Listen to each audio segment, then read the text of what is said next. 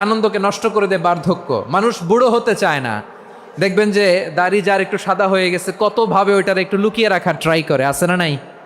হ্যাঁ, এটারে কলপ দেয়, এটার কেউ মেহেদি দেয়, এটারে কেউ কেটে কুটে। এই যে আমারও তো পাকতেছে এদিক দিয়ে, এ তো আজ থেকে 5 বছর আগেও তো কুচকুচে দাড়ি ছিল, চুল ছিল, রং ধরা যৌবন জং ধরে শেষ। এই তো জীবন, this is the circle of life. এটাই লাইফ। এই যে পাকতেছে এইখানে পাকতেছে, দিস ইজ লাইফ। তো মানুষ বুড়ো হতে চায় না। এখন দেখবেন যে অনেক শ্যাম্পু বেরোইছে, শ্যাম্পু অ্যান্টি এজিং শ্যাম্পু। কি এজিং? Anti ageing. ক্রিম বের হয়েছে, ক্রিম অ্যান্টি এজিং ক্রিম। এটা বলে অ্যাট্রাকশন লাগায় আর কি, যে এটা মাখলে মানুষ আর বুড়ো হয় না, এই শ্যাম্পু দিলে মানুষ আর বুড়ো হয় না। ভারতের একজন ধনকুবের আছে, নাম শুনেছেন না? মুকেশ আম্বানি।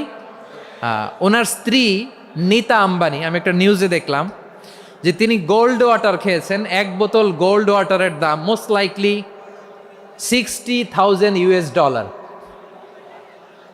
$60,000 1 বোতল গোল্ড ওয়াটার। কেন? এটা খেলে বার্ধক্যের ছাপ নাকি চেহারায় লাগে না। কিন্তু মানুষ যতই বয়স ধরে রাখতে চাক এই দুনিয়ার জামিনে, সে কি তার বয়স লুকাতে পারে? আমার কলিজা টুকরা সিলেট, আওয়াজ করে বলেন, এই দুনিয়ার জীবনে বয়সকে ধরে রাখা যাবে?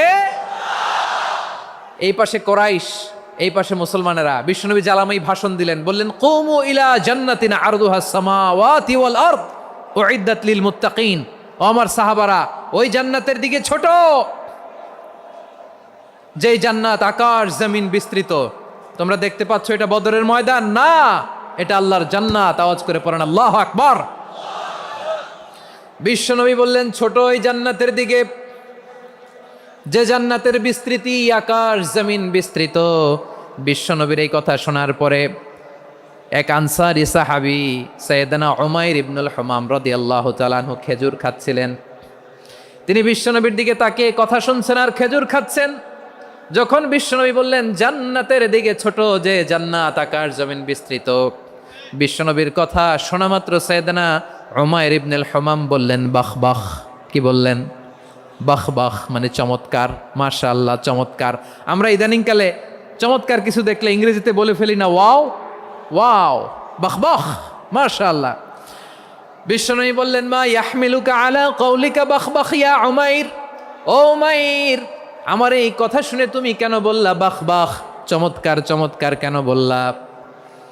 সাইয়েদনা উমাইর ইবনে হুমাম রাদিয়াল্লাহু তাআলা আনহু বললেন, ইয়া রাসূলুল্লাহ, আপনার এই কথা শুনে আমি বড্ড খুশি হয়েছি, আর আমি প্রত্যাশা করছি আমি যদি ওই জান্নাতের মালিক হতে পারি তাহলে কতই না ভালো হতো। সুবহানাল্লাহ বলেন। বিশ্বনবী বললেন, ছোট ওই জান্নাতের দিকে যে জান্নাত আকাশ জমিন বিস্তৃত।